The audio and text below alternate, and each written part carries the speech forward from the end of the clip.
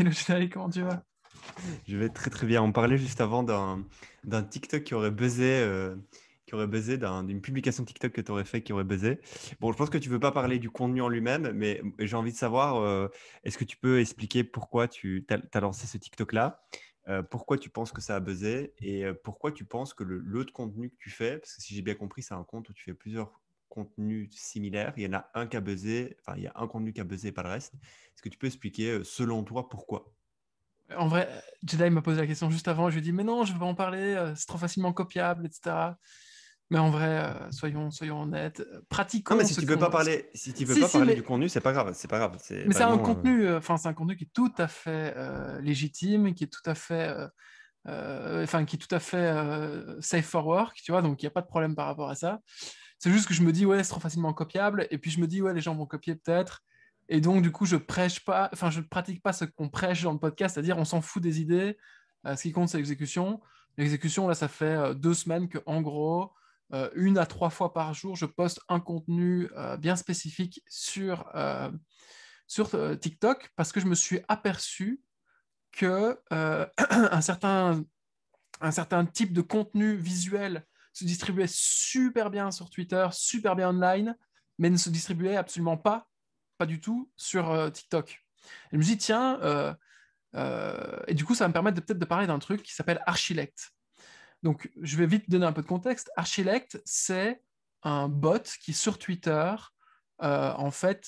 distribue du contenu qu'il trouve sur Internet et qui, la plupart du temps, a de la gueule. Archilect, il est followé par plusieurs centaines de milliers, si pas des millions de personnes sur Twitter. Et en gros, dès qu'il y a un contenu un petit peu type, tu vois, les contenus un peu léchés, je sais plus comment ça s'appelle, là, tu vois, genre d'architecture, de design ou C'est tout principalement des simplement. trucs design, architecture. Ouais, ouais, principalement un truc de design et d'architecture ou des photos vraiment avec de la gueule. Et en gros, automatiquement, ce bot-là trouve ces photos sur Internet et puis les distribue. Et les gens surkiffent. Par exemple, il y a Elon Musk qui follow ce compte, tu vois. Donc, Donc en gros, c'est un mec qui fait de la curation d'un type de contenu bien spécifique et les gens exact. adorent ça, Alors, quoi. Ok. exactement. Et c'est pas n'importe quel mec. Ce mec-là s'appelle Murat Pak. Et Pak, c'est un des plus grands créateurs de NFT artistiques Ouais. au monde. Il a vendu pour des centaines de milliers de dollars de NFT. Ces derniers NFT qui ont été poussés sur Internet se sont vendus à plus de 100 000 euros. Donc en gros, le type, il est très très très connu. Et je me suis dit en voyant le Archilect, enfin putain, le mec est quand même fort. Et si, en plus, s'il voulait, il pourrait distribuer son art sur son bot. Et personne ne le saurait. Enfin, personne ne le saurait. Si, les gens le sauraient, mais c'est pas grave. En gros, il aurait Ok, directement une donc tu veux distribution. dire qu'il pourrait utiliser son propre canal de Ouais, distribution qu'il a créé sur son compte Twitter de curation pour faire sa propre promo. Ce qui est exact. d'ailleurs le cas pour plein de niches. C'est-à-dire que par exemple, si tu veux commencer à vendre des gaines amincissantes sur Instagram, peut-être que tu pourrais t'amuser à créer un compte Instagram où tu balances des recettes de régime tous les jours, Exact. des tips de minceur et le faire monter jusqu'à 50, 100 000 followers. Et puis là, te dire, bah, tiens, maintenant, peut-être que je peux faire la promo de mon propre programme de régime ou de mon propre, je ne sais pas quoi, mais truc de Exact. régime, quoi. Mais lui, mais tu vois, là, tu vois dans l'approche que tu as, il y a directement une idée commerciale derrière. Là, lui, genre, c'est juste pour la beauté du geste qu'il l'a mis en place. En tout cas, c'est comme ça que c'est brandé sur son site web et tout. Ouais. Donc, il y a deux comptes séparés. Il y a le compte Archilect, il y a le compte Muratpack. Et je voyais que Murat arrêtait pas de pousser des nouveaux NFT. Et je me suis dit, tiens, t'imagines ou quoi il pourrait utiliser son compte pour distribuer ses NFT et les vendre encore plus cher et donner plus Mm, d'assurance à l'acheteur que son NFT a plus de valeur qu'un autre, etc. Bref. ouais. Et je me dis, tiens, où est-ce que sont distribués les NFT aujourd'hui? Alors, on sait qu'ils sont distribués sur Twitter énormément, on sait qu'ils sont distribués sur plein de plateformes propriétaires Mm. également. On sait que Alex travaille sur une plateforme pour showcase ses NFT. Donc, on l'a eu dans le podcast numéro 15, vous pourrez les réécouter si ça vous intéresse. Et je me suis dit, mais en fait, les NFT, ils sont à peine présents sur Insta. Genre les comptes de Rari, etc., ils ont moins de 100 000 followers sur Insta. Et je me suis dit, et ils sont absents sur TikTok. Du coup, je me suis dit, Mm. tiens, je vais prendre tous les NFT, et pas n'importe quel NFT, je vais prendre les NFT qui sont dans l'art et qui en plus sont sous forme de vidéo ou de GIF, parce que c'est beaucoup plus attractif à l'œil. Et je vais les poster, mes préférés, je vais les poster en disant NFT créé par, et là le nom du créateur, Ok. vendu sur, et là par exemple, je sais pas moi, super machin là, Ouais. enfin, je sais plus comment ça s'appelle leur plateforme là, pour telle somme d'argent. Et j'en ai posé comme ça plusieurs fois, et j'ai un de mes posts qui a atteint 200 000 vues récemment. Et Et tu le sais post, pourquoi? je pense que c'était parce que c'était un de mes premiers posts. Et donc, du coup, l'algo de TikTok le pousse un petit peu. Et puis, il y a énormément de gens qui ont réagi parce qu'en fait, c'est un trou de fumée, tu l'as vu certainement, un trou qui apparaît comme ça dans une rue avec de la fumée qui se dégage, et on dirait que c'est un portail vers un autre monde, en fait. Ok. Ok, ok, Et, ok. euh, Ouais. et du coup, les gens sont là, ouais, trop bien. Oh, putain, il y en a d'autres qui disent, ouais, je ne reviens pas que ce soit vendu aussi cher. Moi, je peux le faire sur machin, machin en 2 heures. Enfin, tu vois, Évidemment. donc tu vois, Je donc tu as vois, toute la ouais. plèbe de TikTok qui s'est mis là-dessus. Et ça a bien fonctionné. Alors, les autres sont entre, je sais pas moi, 500 et 5-6 000 vues. J'en ai Ok. posté une trentaine. Ok. Et voilà, c'était l'expérience Ok. Et ça du t'a fait mois. gagner des abonnés, ça? Parce que moi Ouais, j'avais du 1000, mal à gagner des abonnés. Ouais, 1000 abonnés quand 1000, même. Ok. 1000 abonnés. Ouais. Ok. Cool. Cool. C'est propre. C'est propre. Et ok, Et donc tu crées un compte. l'objectif, Vas-y, pardon. ouais, l'objectif de fond, c'était de se dire, OK, si ça prend vraiment, eh ben, peut-être qu'un jour, soit je pourrais faire payer les gens pour les distribuer sur le Ouais, compte TikTok. c'est ça. Donc, en gros, les artistes créeront des NFT, ils diront, putain, comment est-ce qu'on fait pour les distribuer? Ah, ben, on va trouver ce compte-là, on va lui demander, ça coûte 1000 euros, 2000 euros, ou moins cher, tu vois, j'en sais rien. Bien, alors un pourcentage sur la vente. Euh, donc, ça, c'était un. Et le deuxième, je sais pas si on entend, mais j'ai des notifications de Discord, là, je coupe. Non, Et, non, euh, t'inquiète. et le deuxième, c'est de se dire, ouais, ben, peut-être en fait que je peux tout simplement, moi, un jour, créer un NFT aussi, tu vois.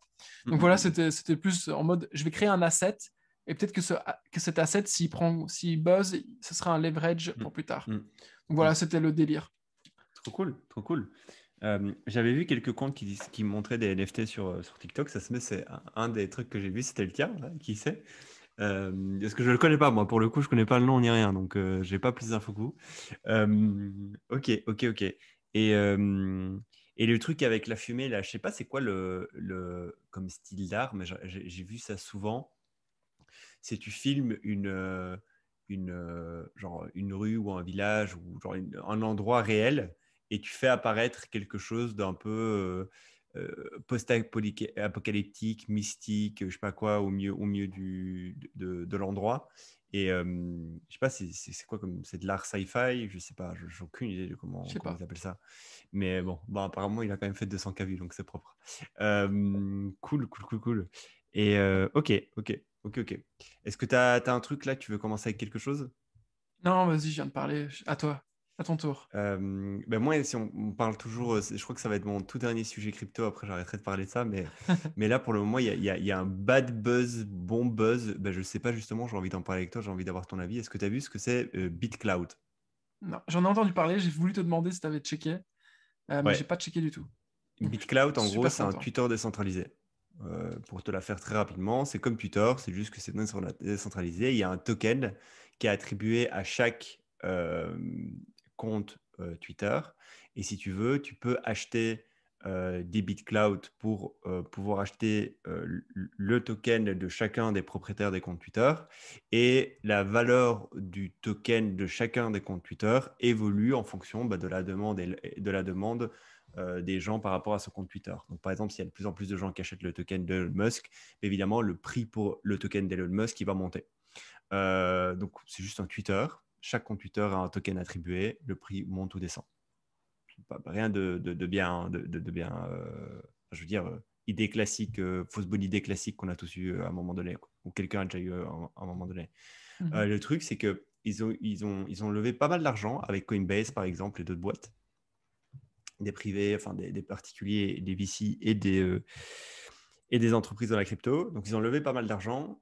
Ils ont une jolie traction. Et en fait, ils ont eu un semi-bad buzz là récemment, ces derniers jours. Parce qu'en fait, ce qu'ils ont fait, c'est qu'ils ont récupéré plusieurs milliers de comptes Twitter qui avaient au minimum 1000 followers sur Twitter et qui commençaient à avoir une belle croissance. Donc, tu sais, ils ont quand même fait un bon tri sur les comptes Twitter.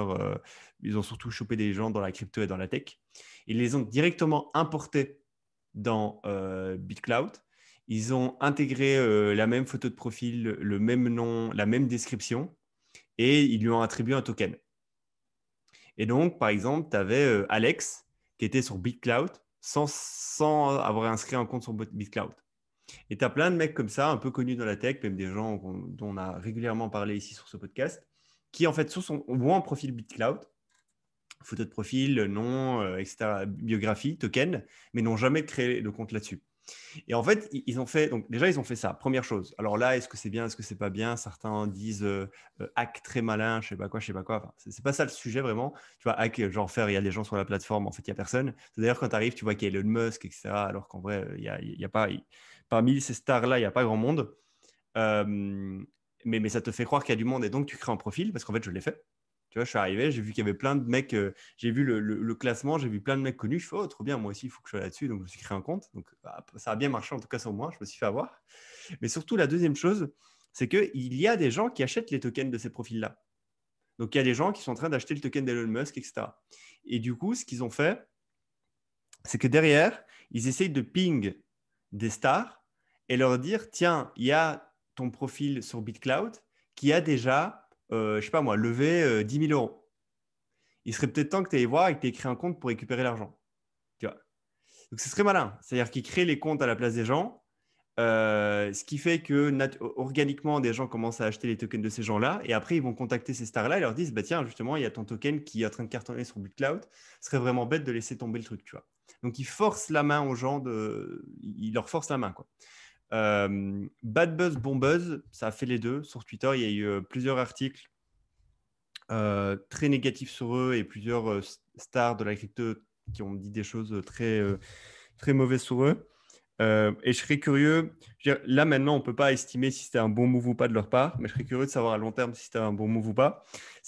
J'ai l'impression que c'est un gros hack. Je mets des gros guillemets un peu old school qui aurait certainement pu être fait il y a 10 ans et aurait certainement cartonné il y a 10 ans. Et maintenant, c'est mal interprété, tu vois, genre les gens se disent pas, ah, tiens, putain, ils sont malins, mais les gens se disent plutôt bande d'enfoirés, tu vois. Mm. Et c'est drôle, je pense que ce genre de... Et j'ai l'impression, en tout cas, les années avançant, que plus tu essayes de faire des trucs borderline comme ça, plus ça paraît malin, mais en fait, c'est un retour de flamme, tu vois. Et je n'ai pas d'avis là-dessus. Du coup, on va voir d'ici un mois, 6 mois, si la plateforme a vraiment pris ou pas. Et si tu auras leur, je sais pas moi, leur Head of Growth qui te fera un podcast en mode voici comment on a bootstrappé BitCloud de 0 à 1 million d'utilisateurs. Tu vois. Et ce serait très bien s'ils arrivent à faire, enfin, s'ils arrivent à un moment donné à documenter tout le process de ces petites techniques qu'ils ont mis en place. Je sais pas, t'en penses quoi? C'est quoi l'argument qui dit que c'est de la merde qu'ils ont fait? C'est parce que, Parce en qu'ils gros, ont pris l'identité des gens, quoi. ok, d'accord. Sans Mais les gens peuvent toujours redeem, entre guillemets, leur Ouais, c'est identité à tout ça. moment. C'est ça. Ouais. Ok. Donc Ils peuvent c'est réclamer leur momentané, compte. c'est temporaire. Ok, d'accord. Ouais. Ouais. Intéressant. J'ai pas d'avis là-dessus. Moi, j'ai vu qu'il y a des gens qui critiquaient sur Twitter et je me suis dit, tiens, je vais pas lire cette fois-ci. Je me suis dit, c'est encore un scam. Et en fait c'est plus intéressant que ça n'en avait l'air. Ouais, parce qu'il y a des gens Et smart toi, c'est quoi ton qui avis? partagent ça, tu vois. Parce que le truc, c'est que moi, je suis tombé, parce qu'il y a Kevin Rose, par exemple, un podcasteur qu'on aime Hmm. beaucoup, qui a créé son compte et qui a dit, bah, venez, il a partagé son lien d'affiliation, parce qu'en fait, si tu vas sur BitCloud, t'as pas accès, en fait. Tu as une espèce de terminal qui bug et il te dit, you need a password. Et en fait, du coup, il faut que tu cliques sur le lien d'invitation de quelqu'un d'autre, tu vois. Donc, c'est assez malin. Tu vois, c'est un minimum pensé, tu vois. Et tu vois, il en a parlé. Ensuite, dans les commentaires de son tweet, il y a d'autres personnes calées dans la crypto qui ont dit, ouais, mec, tu es en train de faire des conneries, il faut pas soutenir ces gens-là, c'est des connards, tu vois. Et je sais pas, tu vois, j'ai pas de... J'arrive pas à avoir un avis, en fait. Je trouve ça tellement malin. En fait, tu vois, si tu fais de l'ingénierie inversée, en fait, je trouve le process trop malin. Je suis tombé dans le panneau. Après, il faut que le produit soit bon. Faire ça et que le produit soit pas bon, c'est compliqué, ça sert à rien. Euh, mais après, la complexité d'un social media euh, UGC, donc où les utilisateurs produisent du contenu, c'est un casse-tête, c'est un casse-tête infini, quoi. C'est un des modèles les plus complexes de faire un réseau social où c'est les utilisateurs qui produisent le contenu et c'est le contenu produit par les utilisateurs qui attire d'autres utilisateurs. C'est TikTok, c'est tout ça, c'est super complexe à mettre en place. Ça relate de la psychologie humaine, quoi. C'est comment tu arrives à craquer les comportements des gens, tu vois. Et, euh, et du coup, je sais pas, je trouve ça malin et j'ai pas d'avis négatif là-dessus. On verra juste dans le futur. Après, il y a d'autres mauvais avis. Par exemple, tu vois, tu peux acheter le token de BitCloud pour pouvoir, pour pouvoir acheter les tokens des comptes Twitter. Mhm. Donc, tu peux faire du Bitcoin vers le BitCloud ou Ethereum vers BitCloud, je sais plus. Mais par contre, tu peux pas faire l'inverse. Ou en tout cas, c'est pas simple de faire l'inverse, tu vois. Et donc, il y a des gens qui. J'ai Ouais, pas des été dark trop dans la patterns, quoi. technique. Ouais, mais du coup, les gens disent ouais, c'est bizarre votre truc et tout, tu vois. Mais bon, c'est pas. Je pense juste que c'est voilà, produit V1, il est un peu dégueulasse. Ils essaient juste de le bootstrapper, de ramener du volume et de voir ce que ça donne, quoi. Euh, Ouais, les dark patterns. Mais moi, ça m'intéresse. Et je me demande dans quelle mesure c'est pas un petit peu. Bah, du coup, en fait, si c'est intégré à ce point-là dans le produit, j'imagine que ça a été bien, bien débattu en interne et qu'ils se sont dit, OK, on va le faire. C'est pas genre Kevin de la Grove qui s'est dit, on va faire ça et il en a parlé à son pote Ah non, non, produit. non, Tu vois, non, non, ouais, non, c'est vraiment genre une stratégie d'équipe. Donc, je Ouais. suppose qu'ils ont pesé le pour et le contre et qu'ils sont pas trop, trop cons. Je connais pas les fondateurs. Tu les connais un peu, Moi non toi? plus. Non, non, je Ok. connais pas. J'ai pas été voir les profils des mecs. Non, c'est sûr que c'est voulu, hein. Enfin, tu fais pas ça. C'est pas Kevin du stage, le stagiaire, au bout Mhm. de 3 semaines qui a une idée brillante et qui le fait, quoi. Enfin, non. Mhm. Mais donc j'imagine qu'ils ont eu le temps de beaucoup plus y réfléchir que la plupart des gens sur Twitter. Mais l'autre jour j'ai lu une histoire, mais je l'ai lu en parallèle, donc c'est juste, peut-être que toi tu la connais mieux que moi. Apparemment Substack, au début, pour hacker leur croissance, aurait genre payé des... Enfin, je sais plus s'ils ont grossi les chiffres des meilleurs newsletters sur leur plateforme, en disant, vous voyez, les gens font énormément d'argent sur Substack, venez Mhm. faire de l'argent sur Substack. Mhm. Ou s'ils ont payé des gens pour qu'ils passent en tant que qui passent leur newsletter de par exemple Mailchimp à Substack. Mais Mhm. je sais plus, il y a une histoire comme ça, mais en gros, c'est assez courant en fait de hacker la croissance au tout début comme ça. Enfin, on en connaît plein des exemples. Mais je sais bien qu'il y a un truc comme ça avec Substack récemment, j'ai Ok. lu. Je savais On n'a pas pas avec entendu parler? Substack. Ok. Je savais pas du tout. Après, ça m'étonnerait pas. Tu vois, je serais peut-être même le premier à le faire. Si j'ai le capital et je peux payer des mecs ou leur dire. On, on te met en avant, tu vois, par exemple, dans le Discovery, c'est toi qu'on va mettre en avant, s'il te plaît, s'il te plaît, s'il te plaît, viens chez nous, je serais peut-être prêt à le faire, tu vois. C'est très important, quand tu crées Substack, c'est important que tes 100 premières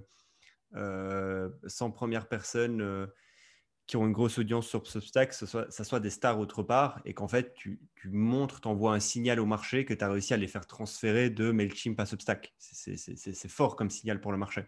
Et donc, je peux comprendre que du coup, ils ont incentivé soit en payant, soit en leur disant on ne prend pas de fee pour toi, ou soit en disant bah, on te met en avant plus que les autres, quoi. Et on fait en sorte que les gens te discovery beaucoup mieux que les autres. Ouais. Ça Ça ne paraît m'étonnerait classique pas. comme ça, mais il y avait un truc un peu pernicieux dans ce que j'avais lu, mais du coup, j'aurais mieux fait de la fermer puisque je suis pas capable d'en reparler avec Ah non, mais exactitude. on ira retrouver ça. Mais j'ai pas d'infos là-dessus. J'en sais rien. Du coup, Euh, voilà, BitCloud, on verra. On verra. Ça se met futur Twitter, peut-être pas futur Twitter. Ça m'étonnerait, mais we'll see. We'll see. Putain, en parlant de futur Twitter, est-ce qu'on peut déjà parler ou pas de Clubhouse et Shan qui l'a. C'est abusé, hein. Genre, donc pour le contexte, Clubhouse, c'est l'app hyper à la mode qui est sortie il y a un an et demi, 2 ans, déjà presque, un truc comme ça. Enfin, il y a un petit temps déjà, mais qui a connu une grosse phase de croissance, surtout en Europe, là, ces 6 derniers mois. On a déjà fait quelques émissions dessus, enfin, on en a fait deux, trois, pas plus. Et ça, en fait, il y avait une énorme hype. Et là, personnellement, moi, j'ai complètement drop. Genre, Ouais, je la pense que même. j'y vais une fois par semaine.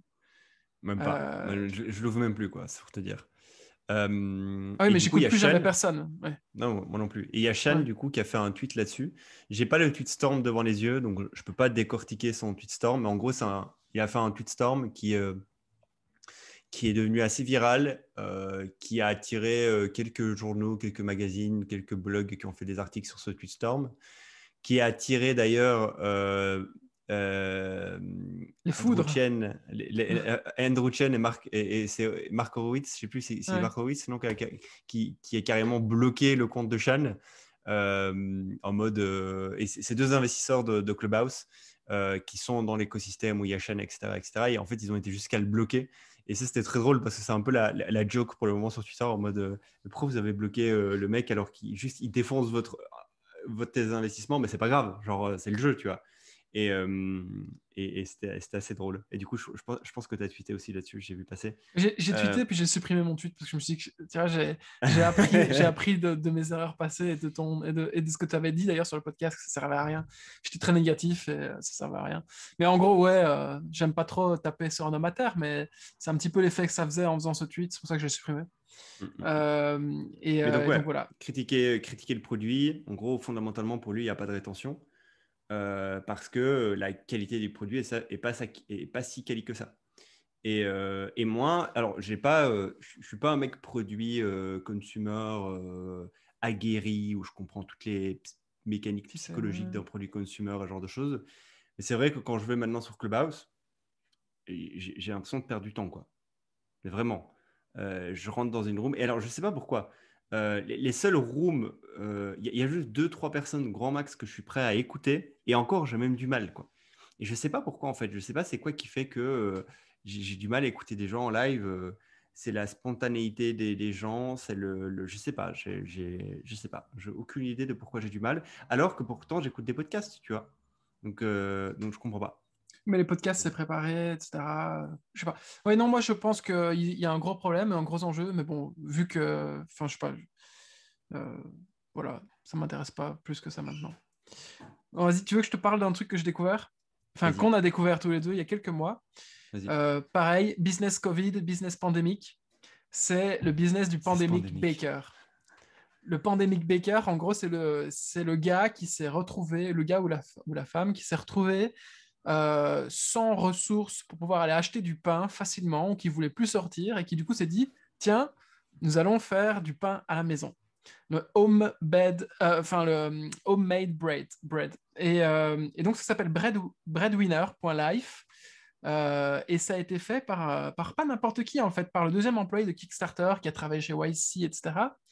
Et qui a créé un média qui s'appelle breadwinner.life, où en fait, il s'appelle Fred Benson, pour ceux qui voudront aller voir, Benson.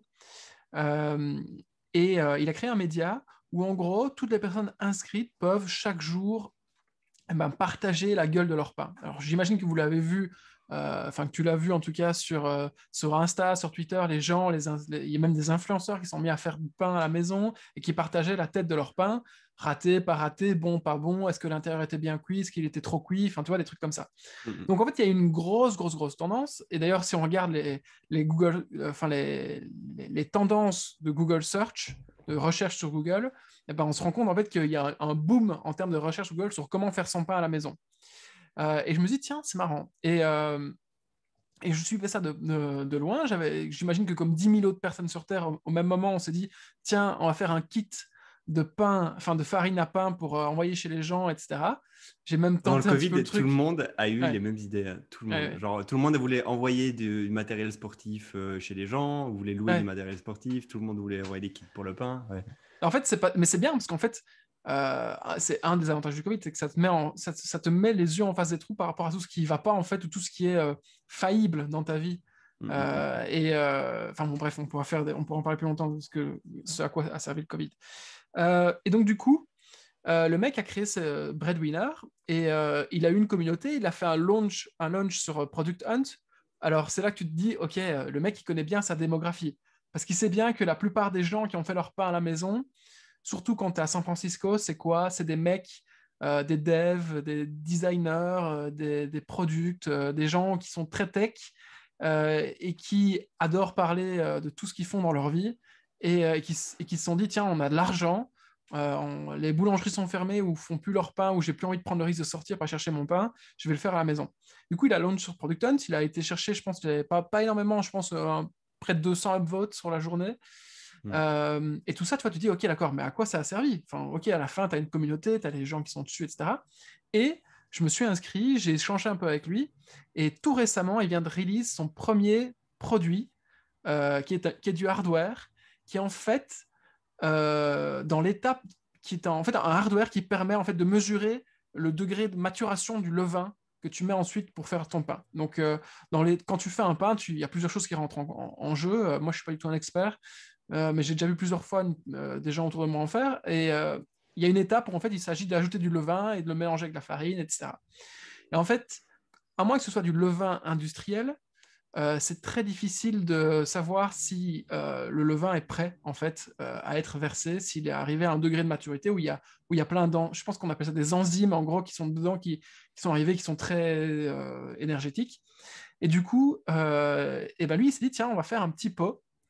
Et c'est basé sur du do-it-yourself qu'il a trouvé sur Internet. On va faire un petit pot brandé Breadwinner dans lequel vous allez déposer votre levain et nous, on va calculer avec des schémas, des trucs hyper précis, si votre levain est bon à être mélangé avec du pain. Donc, il y a un détecteur dedans ou c'est comment? En fait, je ne sais pas comment ça fonctionne, mais c'est vraiment du hardware, un petit pot, et au-dessus, tu as toute la partie électronique qui mesure en Ouais. fait en temps réel la qualité, enfin, la qualité Ok. du levain.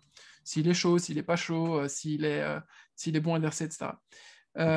Et en fait, tu vois, donc, en fait, ce qu'il a fait, et ce qui est un move hyper, hyper classique, mais qui, je pense, fait du bien d'être rappelé, c'est qu'il a d'abord, enfin, c'est qu'à mon avis, il avait déjà en tête l'idée de faire un produit, Hmm. mais qu'il a d'abord commencé par faire une communauté, qu'il a réussi à driver de l'engagement sur la communauté, parce que si tu vois tous les jours, tu vois des gens qui postent la tête de leur pain, etc., et qui s'est dit, Hmm, OK, hmm, hmm. là, il y a un vrai pain, c'est que les Hmm. gens ne savent pas comment faire du pain correctement.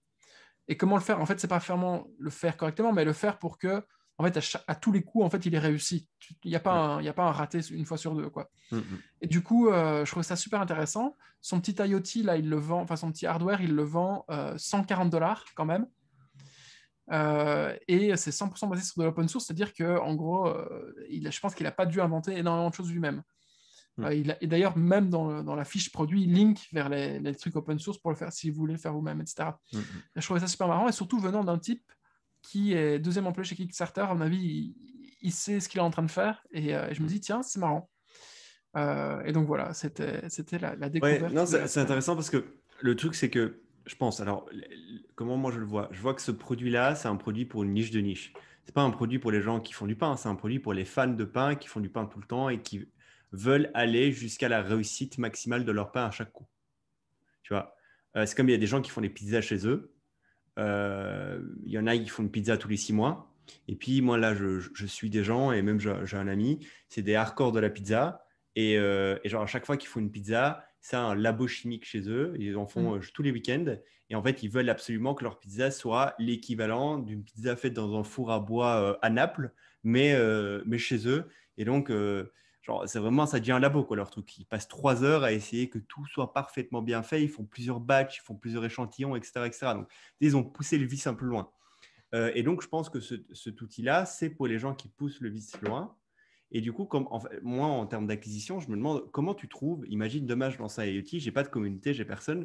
Comment je trouve des gens qui aiment le pain, mais non seulement qu'ils aiment le pain, mais qui soient hyper hardcore sur le pain et qui veulent en fait maximiser la réussite de leur pain à chaque coup, des particuliers en plus. Bah, tu as une façon assez classique de faire ça, c'est d'essayer de. Soit tu te fais relayer par des magazines, des comptes Insta ou autres hyper pointus sur le pain et où tu sais que leur communauté à eux, leurs followers à eux, c'est des hardcore du pain, donc ils vont découvrir à travers ce compte-là. Ou soit tu rejoins des communautés, type des communautés sur Facebook, Reddit ou autres, où il y a potentiellement des amateurs de pain et parmi ces amateurs de pain, il y aura des gros fans, des vrais fans de pain qui seront prêts à payer pour un IoT. Euh, et du coup, le move le plus smart, c'est, je pense, moi, à long terme, c'est pas de rejoindre les communautés des autres et de piggyback, comme on dit en anglais, c'est-à-dire d'aller grappiller les gens qui suivent ces communautés, mais en étant toi-même membre de la communauté, mais c'est plutôt en fait de créer ta propre communauté. Et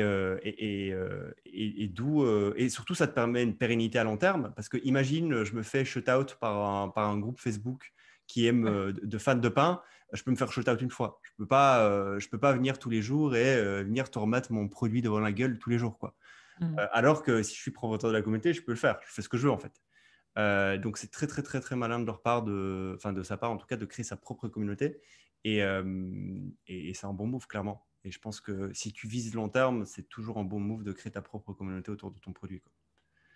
Ouais, Voilà, c'était un peu mais long ce ce que qui est j'ai dit, mais marrant, je pense que tu vois ce que tu as dit là, c'est-à-dire qu'il y a toujours des gros fans. Je pense que les enfin, die-hard fans, les extrémistes du pain, je pense que finalement, en fait, c'est tellement un petit groupe, hein, peut-être l'ordre de 10 000 ou 100 000 personnes sur Terre, euh, que l'information circule beaucoup plus vite. Et je pense que c'est ça le truc contre-intuitif, c'est que l'information probablement circule beaucoup plus vite dans les groupes, même qui sont pas vraiment corrélés entre eux, tu vois, qui se connaissent pas vraiment entre eux, mais l'information circule beaucoup plus vite que dans les grands groupes, les grandes masses, je sais pas, c'est mon intuition. Mhm. Et c'est ça, je trouve qu'il a réussi à faire. Alors après, c'est tout le début, là, il est sur le marché seulement américain. Euh, Mhm. il faut 3 à 4 semaines pour recevoir le kit. Enfin, tu vois, donc c'est pas du tout encore rodé, tu vois, et c'est un Mhm. projet de long Mhm. terme. À mon avis, le gars, il doit plus travailler de toute façon.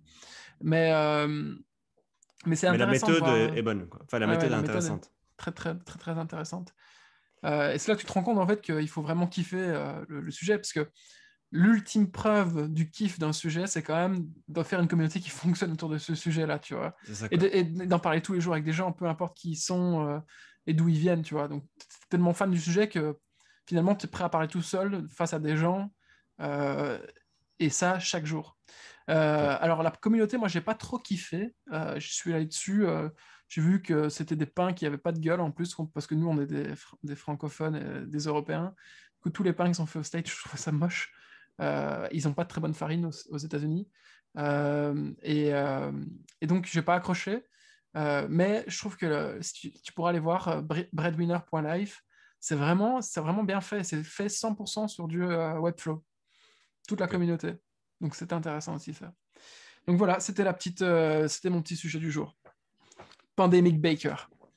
Pandemic Baker. J'ouvre un peu la fenêtre, tu me dis si tu entends des bruits, si c'est le cas, je ferme. Tu me dis si tu entends, il y a des motos là et tout, donc tu me dis. Ça va. Écoute. Moi, si tu veux, je peux te balancer un truc là. Vas-y. Euh, j'ai envie de faire une série un peu particulière où Ouais, je sais pas si ça va être une série, ça va vite gaver les gens, je pense. Mais en tout cas, je voulais faire découvrir des dropshipping qui n'ont pas l'air d'en être et qui cartonnent. Euh, je t'ai déjà partagé, je pense, des dropshipping où genre tu arrives sur le site, tu vois pas que c'est un drop, tu crames pas la douille. Et quand tu regardes un peu le volume du gars et l'empire qu'il a créé, en fait, il fait des millions de dollars chaque année en faisant du dropshipping sous le modèle dropshipping pur et dire comme on le connaît. Et du coup, je me suis dit, tiens, pourquoi je ne ferais pas découvrir des drops aux gens qui nous écoutent. Euh, Ce business est un peu bizarre et un peu sombre pour pas mal de monde. Est-ce que je fais un recap de qu'est-ce que le drop? Est-ce que je fais ça? Est-ce que tu penses que les gens auront besoin Je, d'entendre je, qu'est-ce que le... j'en sais rien, mais en tout cas, je sais bien que d'un point de vue SEO, ça On serait va, génial. Donc, on vas-y, va le faire. vas-y, vas-y, On vas-y. va le Parce qu'il y a faire. tellement de Allez, gens. allons-y. Il faut savoir que c'est un peu la vague horrible où il y a une énorme océan rouge, océan bleu. Au début, il y a 2-3 ans, c'est l'océan bleu. C'était en pleine percée, d'un point de vue recherche. Et là, maintenant, aujourd'hui, c'est ultra saturé sur Internet, toutes les ressources qu'il y a par rapport au dropshipping. Par contre, je pense que c'est toujours bien de remettre l'église au milieu du village, et surtout que tu as une expérience qui est intéressante. Tu arriveras à présenter le truc sous un bon angle, j'en suis sûr. Ouais, après, je vais faire rapide juste pour expliquer c'est quoi le drop, mais après, je vais vraiment me concentrer sur celui-ci parce que Ok. je le trouve assez intéressant et il m'a vraiment donné envie pour le coup et c'est rare quand un drop me donne envie. Bon, en gros, le dropshipping, c'est quoi? C'est un modèle avant tout. C'est un modèle avant tout. C'est un modèle de e-commerce qui prend les deux prémices qui sont celles où le e-commerçant n'a pas de stock et ce n'est pas lui qui livre le produit. Ça s'arrête là. C'est juste ce modèle-là. C'est un e-commerce sans stock et où la livraison n'est pas gérée logistiquement par le propriétaire du e-commerce. C'est tout. Et en fait, quand vous avez quand vous comprenez ce modèle-là et que vous comprenez qu'en fait le dropshipping ce n'est que ça, vous comprenez que c'est applicable à plein de choses. Et c'est par exemple applicable aussi à plein de types de fournisseurs. Le plus grand, le modèle le plus communément connu en dropshipping négativement, de par en fait son mauvais, sa mauvaise gestion et de son mauvais buzz en ligne, c'est un modèle de dropshipping avec un fournisseur connu qui s'appelle AliExpress, qui est en fait, je pense aujourd'hui, un des plus gros fournisseurs sur Terre, qui est en fait une marketplace de fournisseurs en Chine. Ouais, c'est un agrégateur de fournisseurs. Ouais. C'est ça, qui est gigantesque. En fait, tu arrives dessus, tu tapes n'importe quel mot-clé, ça te sort des milliers de produits liés à ce mot-clé-là avec des milliers de fournisseurs partout en Chine. Et si tu veux, tu peux commander le produit à l'unité. Et en fait, du coup, les dropshippers, ce qu'ils font, c'est qu'ils créent des e-commerce avec une jolie vitrine, avec une jolie description de produit, avec des jolies vidéos de produits et avec un prix plus ou moins élevé. Et dès qu'ils ont une commande, derrière, ils passent la commande à leur fournisseur qu'ils ont trouvé sur AliExpress et c'est le fournisseur sur AliExpress qui expédie. Il y a des avantages et des inconvénients à ce modèle-là. L'avantage, c'est que tu n'as pas de stock, tu ne t'occupes pas de la livraison. Donc, tu as vraiment une charge de poids moindre quand tu fais du e-commerce sous forme de ce modèle-là.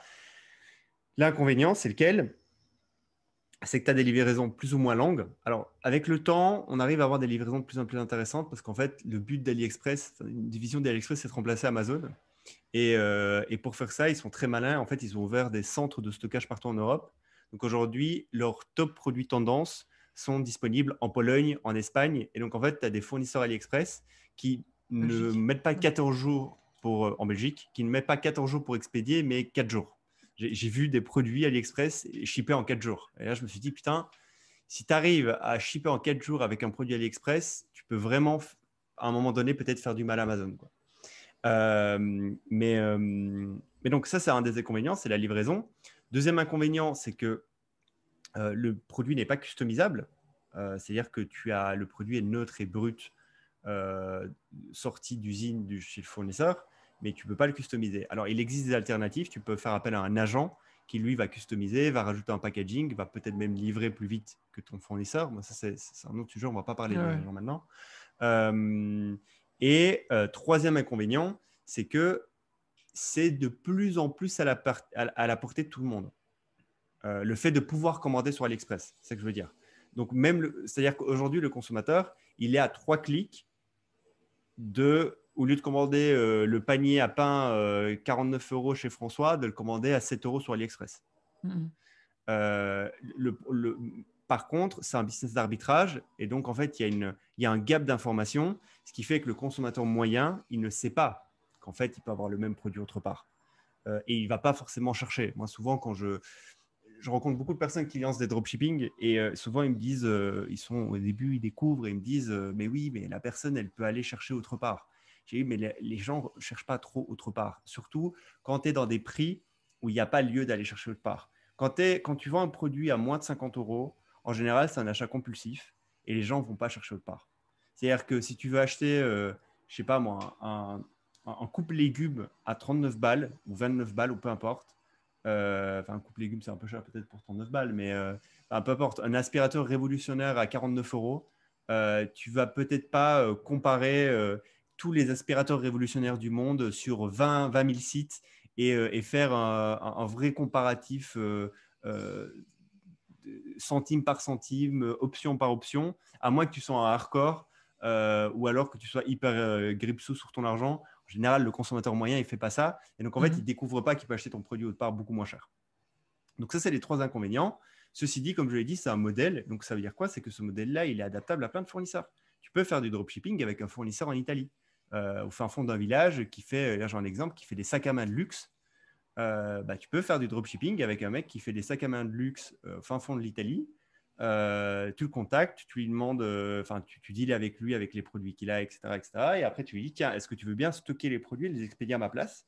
C'est juste que je te paye un fee supplémentaire par produit pour encaisser ta charge de devoir garder le produit et de devoir l'expédier à ma place. Et s'il dit oui, bingo, vous faites du dropshipping, mais au lieu d'avoir un fournisseur dégueulasse AliExpress, vous avez un fournisseur comme un mec qui fait des sacs de luxe pour des marques de luxe en Italie, quoi. Okay. Soit tout ça, du coup, pour expliquer que le dropshipping, il y a très souvent une mauvaise connotation parce que, selon beaucoup de personnes, les dropshippers dupent le consommateur parce que le consommateur est à 3 clics de pouvoir payer 5 fois moins cher le produit. et c'est vrai dans peut-être 70% des cas. Il faut aussi savoir que les gens ne cherchent pas, quoi. Genre, je veux dire, il y a un gap d'information et les gens ne cherchent pas. Soit. Tout ça pour dire ça. Ceci dit, moi, je voulais faire découvrir un dropshipping que j'aimais plutôt bien, que je trouvais assez stylé. En fait, je me suis fait targeter par une pub de ce dropshipper-là. À la base, je ne savais pas que c'était un dropshipper et je me suis dit, putain, il est stylé ce produit-là. J'ai cliqué dessus et puis j'ai dit le truc et en fait, j'ai découvert que c'était un dropshipping pur et dur. Donc, il passe même pas par un agent. Il fait rien du tout. C'est vrai, dropshipping pur et dur et le mec fait plusieurs millions par an. La boutique, tu la connais, je pense que je t'ai envoyé il y a 1 an ou 2, c'était Articture. Je ne sais pas si ça te dit quelque chose, non? Non. Va taper, c'est Articture. Articture.com. Tu me dis quand tu es Pour dessus. architecture, c'est ça? Ouais, c'est ça. C'est ça. Et bon, en gros, architecture.com, c'est quoi? C'est un e-commerce qui vend des objets de déco intérieur assez stylés. Alors, vous estimerez vous-même qu'est-ce que ça veut dire être stylé ou pas comme déco d'intérieur.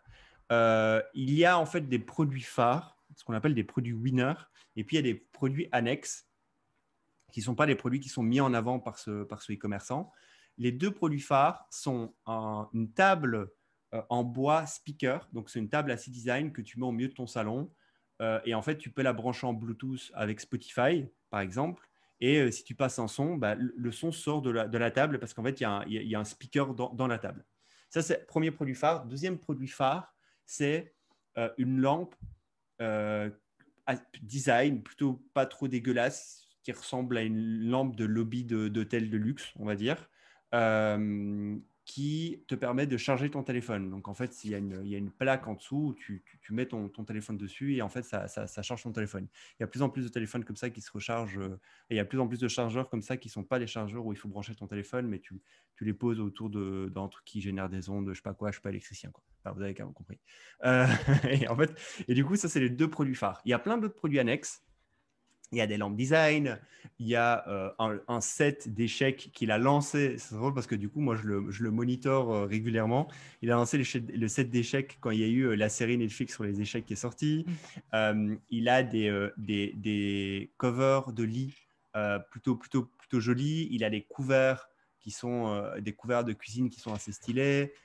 Il a des serviettes de bain plutôt belles. Enfin voilà, il y a plein de trucs. Ok, ouais. Donc ça, c'est un dropshipping. Pourquoi tu rigoles? Pourquoi tu rigoles? Si Dis-moi. tu fais tout le catalogue, vas-y. Ah oui, attention, c'est pas moi Articture. Genre, c'est pas Ouais. moi les e-commerçants. T'imagines, c'est moi les e-commerçants, je fais ma propre promo, t'imagines? Enculé. Et en gros, non, Quelle balle dans le Articture. pied. Architecture.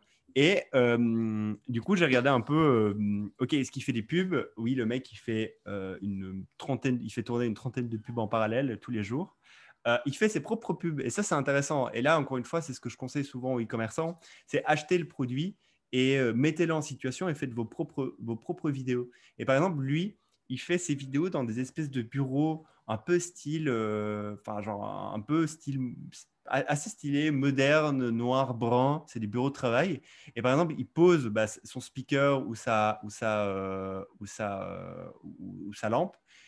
Il fait genre, il y a une femme, je suppose que c'est sa femme, qui est en train de bosser sur son ordi, mais genre elle est bien sapée, elle a son ordi qui est bien fait avec sa tasse de café à côté.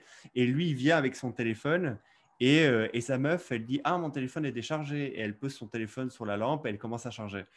Ou alors, elle est dans un penthouse à New York. Genre, cette vidéo-là, elle cartonne, mais elle cartonne vraiment bien parce qu'elle est super bien faite. Tu vois que les mecs ont bossé. C'est une meuf qui est. Elle a une baie vitrée où on voit tout New York derrière elle. Et elle est avec une tasse de café, les jambes croisées dans un fauteuil plutôt stylé en cuir. Et à côté, il y a le baffle, enfin, la table en bois avec le speaker à l'intérieur. Et il y a une petite musique de Noël qui passe. Et elle est là en train de boire son café et elle regarde l'extérieur, tu vois. Mais tu vois que c'est toujours la même actrice et que c'est eux qui font la vidéo. Je suppose que c'est un couple qui doit faire ce e-commerce. Et c'est vraiment bien fait. Genre, les vidéos donnent envie, tu vois.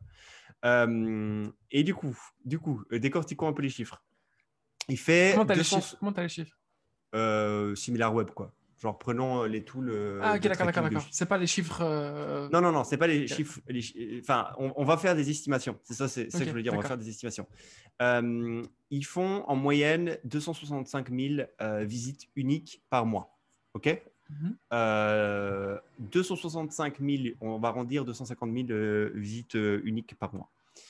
Si tu prends un taux de conversion moyen qui est pas trop bon, mais qui est pas non plus dégueulasse, mais qui est pas non plus top en e-commerce, qui est 3%. Ça te va? 3%, c'est bien. Genre les bons e-commerce, ils font 6-7%. Les mauvais e-commerce, ils tapent le 1%. Donc, on va dire 3%. Disons qu'il fait 3% de conversion, ce que je pense qui est largement possible. Ça veut dire qu'il fait 8000 purchases par mois. Il fait 8000 ventes par mois. OK? Tu me suis? Tu me suis toujours? OK. Oui. J'ai pris un de ces produits, un des deux produits phares. Je n'ai pas pris les deux. J'ai pris la lampe speaker. Alors, pourquoi j'estime que c'est son produit phare? Parce que c'est celle sur laquelle il fait le plus de pub. Donc, vu qu'il fait plus de pub, j'en déduis que c'est là-dessus qu'il doit faire le plus de ventes. Et donc, c'est là-dessus qu'il a mis la machine pour faire, pour faire de l'acquisition. Donc, parmi ces 8000 achats, il vend la fameuse lampe. J'ai regardé sur AliExpress, cette fameuse lampe, elle coûte 100 euros. 104 euros tout rond. Ouais, c'est de l'électronique qui a l'air plutôt bien faite. Donc, c'est pas genre, je pense pas que c'est du jouet, quoi. Genre, ça a l'air bien fait. Oui, c'est bien, c'est super. C'est super. Donc, 100 euros. Lui, il la vend 171 euros. Donc, il fait 71 euros de marge. Si tu fais un simple calcul, 71 euros fois 8000 ventes par mois, ça fait que le mec, il fait plus ou moins 560 000 euros de ventes par mois. Ce qui fait, si tu arrondis à l'annuel, ça fait 7 millions par an. Sachant que cette fameuse lampe, il ne fait que 61 euros de marge. Il faut savoir que le meuble speaker, il le vend à plus de 300 euros et chez le fournisseur, ça vaut 130 euros. Donc, ça veut dire qu'il fait encore plus de marge. Il fait presque le double de marge dessus. Évidemment, je n'ai pas comptabilisé les coûts d'acquisition. Donc, à mon avis, tu peux au moins enlever 20% de coûts d'acquisition. Mais quand même. Ni la logistique. Parce que sur ce genre de produit, je ne sais pas si la logistique est offerte par AliExpress. J'ai compté les frais de livraison. Donc, je n'ai pas compté l'acquisition parce que je ne sais pas l'estimer. Je me dis que ça doit au moins… Moi, j'arrondis à 20% du coût du produit. Juste comme ça, tu vois. Mais c'est maintenant que je le fais et ça à l'arrondi. Mais en fait, tout ça pour dire quoi? Pour dire qu'il y a un e-commerce qui existe depuis plus de 3 ans. Ce e-commerce-là existe depuis plus de 3 ans. Si on suit les chiffres qu'ils ont, évidemment, ils ont une croissance. Donc, au début, ils ne faisaient pas 7 millions la première année. Ils ont une croissance. Mais aujourd'hui, en mars, si on prend les chiffres qu'ils ont actuellement, ils doivent taper les 7 millions par an. C'est pas mal. De profit. Des profits. C'est pas mal. Donc voilà, je voulais juste faire découvrir un dropshipping qui n'a pas l'air dégueulasse. Honnêtement, des drops, j'en vois beaucoup. Ils sont tous les uns les plus moches que les autres. Et des fois, je trouve des perles. En France, on a un drop qui est assez connu, qui est une vraie perle, qui s'appelle Puppy Love, Puppylove. Je n'ai pas les chiffres, je n'ai pas fait l'exercice sur eux. Mais par exemple, si tu vas voir Puppy Love et que tu vois leur pub au début, tu vois pas que c'est un drop. Genre, ça se voit pas que c'est un dropshipping, tu vois. Si tu n'es pas minimum aguerri et tu sais pas comment voir si le truc est un dropshipping et si tu reconnais pas les produits et tu sais pas que c'est un drop, quoi, tu vois. Et Puppy Love, par exemple, je n'ai pas les chiffres, mais en tout cas, ça fait des années qu'ils bombardent en ads des milliers de personnes sur Facebook et ils ont plusieurs dizaines de milliers de trafics mensuels. Donc, à mon avis, ils font eux aussi, ils doivent faire pas mal de thunes. Ils sont juste en France. Soit. Architecture, c'était le premier drop que je vous fais découvrir. Vous me direz dans les commentaires si vous aimez que je vous prenne des drops que moi je trouve bien, enfin que je trouve bien. C'est-à-dire que j'estime dont les choses sont plutôt bien faites et qui font vraiment de l'argent et que je vous dise un peu, je vous fasse un petit décortiqué comme ça. J'en ai pas mal en stock, j'en ai quelques dizaines et je peux en trouver très facilement, quoi. Du coup, voilà. Voilà, François. Il est sceptique, il est très sceptique. Non, je suis pas sceptique. C'est juste que je sais, à chaque fois que je parle de drop à mes potes, j'en ai toujours 2-3 qui reviennent, enfin, avec des jugements de valeur qui sont tout à fait compréhensibles, tu vois. Donc, compréhensible, mais comme tu viens de l'expliquer, je trouve que le modèle est élégant. S'il est fair et bien géré de fond en comble, je trouve ça génial, tu vois. Et moi, pour avoir essayé de lancer un e-commerce là, où je devais gérer toute la logistique, non seulement de stockage, mais aussi de livraison, c'est horrible. Donc, je peux comprendre qu'on tombe là-dedans. Et en effet, si tu peux trouver autour de chez toi, voire même dans ta région, des gens avec un savoir-faire hyper particulier, mais qui est demandé un peu partout dans le monde ou même partout en France, par exemple, je trouve ça génial. Mhm. Après, il faut que les gens arrivent à te prendre au sérieux, etc. Ça, c'est une C'est autre ça. question. C'est la complexité quand tu veux faire du dropshipping avec des fournisseurs qui ne sont pas là pour faire du dropshipping comme AliExpress, comme Big Buy Mm. et autres. C'est que il faut déjà, tu leur expliques c'est quoi le dropshipping. Première chose qu'ils vont te dire, ils vont te dire, OK, tu fais combien de volume par mois? Parce que eux, ils vont pas s'engager alors que tu vas peut-être faire 4 ventes le premier mois, tu vois. Ils vont dire, tu fais quoi comme volume par mois? Et toi, tu vas dire, bah, je sais pas, je démarre mon business. Ils vont dire, bah oui, mais du coup, ça veut dire que je vais devoir avoir des produits que je stocke pour toi, que je vais livrer à ta place à tout moment, parce qu'en plus, il faut que je sois rapide pour les livrer, parce que si tu as une commande, il faut que je les livre dans les 24 heures, alors que je peux même pas faire de projection de combien de ventes tu vas avoir, tu vois. Et donc, il va y avoir toutes ces choses-là qu'il va falloir réussir à goupiller et à convaincre. Alors que AliExpress, ben, le mec, ils savent que c'est du drop. Ils ont une équipe qui tourne 24 sur 24. Dès qu'il y a une commande, il prend le truc, il le met dans le camion. Enfin, il connaît quoi, le mec, tu vois. Ou alors, il faut passer par des agents. Les agents, c'est un peu des intermédiaires qui font ce travail-là. Mais ça, c'est un autre sujet. On en parlera une autre fois. Mais donc, voilà. Mais oui, mais enfin du coup, et d'ailleurs, ça faisait partie de mes plans pour avril.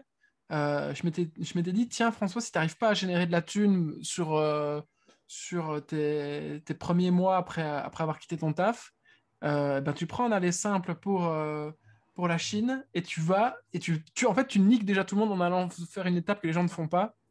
C'est-à-dire que tu vas sourcer directement dans une usine un produit que tu kiffes vraiment et sur lequel tu peux créer en fait en fait ton espace à toi, quoi, sur lequel la concurrence et la compétition sont beaucoup moindres vu que tu as fait tout ce long chemin déjà toi pour Tu veux aller dire, sourcer. tu veux dire que En le fait, produit n'est pas sur AliExpress. Et en fait, c'est un bah produit si, où tu n'as pas le enfin, contact du fournisseur. t'as pas le contact. Mais si, la plupart des produits sont sur AliExpress. Par contre, ce qu'il n'y a pas sur AliExpress, sur Alibaba, par contre, ce qu'on ne sait pas, c'est que la plupart des gens, en fait, c'est déjà des revendeurs. Ceux qui vendent sur AliExpress vont Ouais, acheter aux usines et ouais. revendent après derrière aux gens. J'avais vu, c'est pas toi qui Euh, m'avais parlé des fourgonnettes devant les usines ou c'était que j'avais vu un docu là-dessus. C'est pas toi qui m'avais non, parlé de ça? non, je t'en ai pas parlé. Enfin, Parce que, je sais bien que c'est une pratique qui est hyper répandue. C'est comme les paquis, on appelle ça les paquis en Belgique, les, ouais, les c'est commerces ça, du coin qui vont chez exactement. Colruyt. Donc Colruyt, c'est l'équivalent de Carrefour, mais en moins Ouais, cher. mais on en a Et qui ici, vont quoi. faire les courses. Ouais, voilà.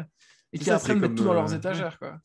c'est ça, exactement. Et c'est la même chose là, quoi. C'est que des fois, tu as des camionnettes devant les usines. Le matin, ils vont acheter 50 chargeurs USB. Et dans la voiture, ils sont couchés avec leur téléphone. Et dès qu'il y a une commande de toi, petit Européen, pour ton dropshipping, il dit oh, super, j'ai une commande. Et ils te le vendent 2 euros plus cher de ce qu'ils ont acheté le matin, quoi. Ouais. D'ailleurs, peut-être qu'on peut faire un aparté là-dessus. Un business très compliqué qui, je pense, ne peut être lancé que par une bonne team, peut-être d'ailleurs de Chinois et d'Occidentaux, ce serait de permettre en fait à ces gens qui en fait font de l'arbitrage ou ces usines qui en fait sont victimes quelque part en termes de valeur perdue euh, face à l'arbitrage d'autres Chinois plus actifs qu'elles, de leur Mhm. permettre en fait de faire des e-com à la Shopify où en gros tu leur donnes clé en main, ou bien alors eux te donnent clé en main. Enfin, je suis quasiment sûr, en fait, je me suis mal exprimé, qu'il y a moyen d'aller trouver toutes les usines qui font de la qualité en Chine, mais qui ne vendent pas directement aux consommateurs en Europe, et de leur proposer en fait un D2C directement clé en main, et leur dire, voilà, nous, on s'occupe de l'acquisition, etc. Un peu comme, en fait, c'est faire du dropshipping, mais at scale, pour des boîtes, et Mhm. vraiment en mode, la marque vous appartient à vous, etc., quoi. Et à terme, tu pourrais même leur dire, en fait, parce que enfin, si on prend l'exemple du commerçant sur AliExpress qui achète dans une usine proche de chez lui, qui revend et qui attend dans sa fourgonnette, ce qui le rend très très fort, c'est AliExpress, c'est la portée d'AliExpress, mais ce qui le bride aussi d'un point de C'est vue ça, marque, d'un point de vue potentialité de faire plus de de profit, chiffres de marge, de quoi. Ouais. profit, de marge, etc. sur ces items, ben c'est aussi AliExpress, tu vois. Ouais, Donc c'est si sa tu arrivais concurrence en fait directe. à C'est le fait qu'il y a créer. 10 autres Ouais, fourgonnettes ouais, derrière qui ont acheté le même produit et 4 exact. Chinois. Et en fait, ils se battent sur. Ouais, ouais, non, clairement. Tu Clairement. pourrais faire un Ducan app, hein, un espèce de petit e-commerce en deux temps, trois mouvements. C'est juste en fait que c'est une fois de plus, et c'est pour ça que les dropshipping fonctionnent. Le vrai sujet, ben, on le sait, La c'est la distrib. distribution. Ouais. Ouais, mais c'est ça, parce qu'en fait, le mec dans sa fourgonnette, il sait pas faire des aides, il sait pas distribuer. Le mec, tout ce qu'il sait faire, c'est acheter à 4 euros, mettre sur AliExpress et attendre qu'un mec achète à 6 euros et faire ses 2 euros de marge. Euh, et, euh, et, et- et c'est tout ce qu'il sait faire, entre guillemets. Il sait pas distribuer, quoi. Donc tu vois, je sais pas si tu lui donnes un Shopify-like simplifié dans les mains, qui est à sa portée et qui te crée un Shopify, le problème fondamental est toujours pas là, c'est qu'il sait toujours pas Hmm. distribuer. Tu vois. Donc en fait, sa solution, c'est AliExpress. C'est typiquement sa Ok. solution. Mais du coup, alors ça s'appliquerait peut-être du coup à la boîte qui produit, tu vois. Tu vas trouver une usine, tu leur dis, écoutez les gars, vous fabriquez ça, vous fabriquez mieux que personne. Bah, nous, on va vous le vendre en direct to consumer, dans toute l'Europe. En fait, c'est quelque part, c'est juste l'évolution naturelle du modèle qui va y avoir un jour. Mais je voulais dire un autre truc par rapport à ça, j'ai oublié, fuck. Vas-y, continue toi, C'est pas je grave. Non, réfléchis non, à non, non, ça. non, c'est tout, c'est tout, c'est tout. Moi, j'avais rien à dire d'autre. Juste, c'est drôle. C'est drôle de parler de drop en 2021 parce qu'il y a encore beaucoup, beaucoup, beaucoup de dropshippers. Et c'est juste que vu qu'il y a la concurrence qui est de plus en plus rude, bah, il faut qu'ils s'améliorent au niveau de la qualité. Et Architecture essaye, non pas à travers un produit de s'améliorer, mais à travers une brand, des ads bien faits, peut-être même un support de qualité. Alors, je ne sais pas s'il y a un support de qualité, je n'ai jamais commandé, donc je ne vais pas m'avancer là-dessus. Mais, mais l'avantage compétitif est pas si énorme que ça, quoi. Ça veut dire que demain, n'importe qui peut faire un architecture avec le même produit moins cher. Mais l'avantage d'architecture, c'est la distribution. C'est qu'ils ont craqué un modèle de distribution. 50% ads, 50% Google Search quand même. Donc, c'est qu'ils ont beaucoup, beaucoup, beaucoup taffé leur SEO et c'est étonnant. Enfin, c'est étonnant pour un dropshipping. Mais donc, ouais, ils ont de la distrib, ce que les autres n'ont pas. Vas-y, t'allais dire un truc, mais si tu l'as pas, c'est pas grave. Hein. C'est Je l'ai pas pas, bien je l'ai grave. perdu, ça m'en Ok. fout. Ça va, ça te rend fou. Moi, ça me rend fou aussi quand je genre de trucs. T'as un sujet là que tu veux nous balancer? Non, c'est bon. Je pense que là, Non? on a fait quasiment une heure, là. Je sais pas ce que Ouais, t'en j'ai pas trop penses. de sujets non plus. C'était pas mal. Je veux juste savoir dans les commentaires si vous aimez ces petits décortiquages de dropshipping, sujet tabou et sujet délicat, euh, et sujet où on peut s'amuser. Et cool, cool, cool. 20e épisode. Bravo à nous. N'hésitez pas à lâcher un like sur Apple Podcast, à mettre 5 étoiles et à lâcher un commentaire. À chaque fois, vous mettez des étoiles, il y a plus d'étoiles que de commentaires. Je veux autant de commentaires que d'étoiles. Et de rejoindre la communauté farmspot.co, c'est dans la description. Est-ce que tu veux rajouter quelque chose, François? Non, j'ai toujours la haine. Mais Si bien tu as joué oublié pour ton le. sujet, Oui. Non, j'ai oublié le truc que je veux dire, c'était hyper intéressant. Ça c'est m'en pas fout. grave. Tu le garderas Ouais, pour le prochain. Pour le prochain. Ou bien tu le mettras dans les commentaires, ouais, si ça, si ouais. ça te revient, c'est pas grave. Allez, je te laisse. Ciao, ciao, Allez, mec. à la prochaine. Ciao, Ciao. ciao. À la prochaine.